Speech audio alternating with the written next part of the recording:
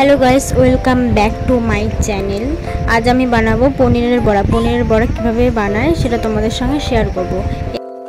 আমার ভিডিও দেখার আগে আমার চ্যানেলটিকে সাবস্ক্রাইব করে দিয়ে আমার পাশে থেকো।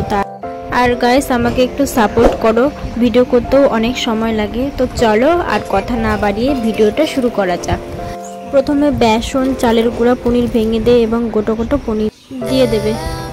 কাঁচা লঙ্কা বাটা দিয়ে দেবে, মানে জল দিয়ে হালকা জল পরিমাণ মতো জল দিয়ে ভালো করে মাখিয়ে নিয়ে কড়াইয়ে ছেড়ে দেবে। গরম কড়াই, গরম তেলে কিন্তু পনিরগুলো ছাড়বে, ঠিক আছে, নালে লেগে লেগে যাবে।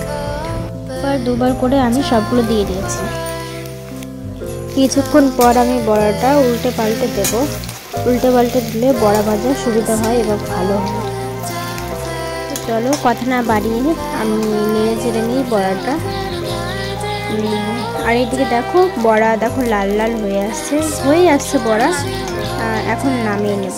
দেখো বড়াগুলো এত সুন্দর লাগছে দেখতে, স্মেল আসছে বড়ার। আর স্মেলটা এত দারুণ, খেতেও নিশ্চয়ই ভালো হবে। দেখো আমি সবগুলো নামিয়ে নিলাম, বেশ ভালোই লাগছে দেখতে, নিশ্চয়ই খেতেও টেস্ট হবে।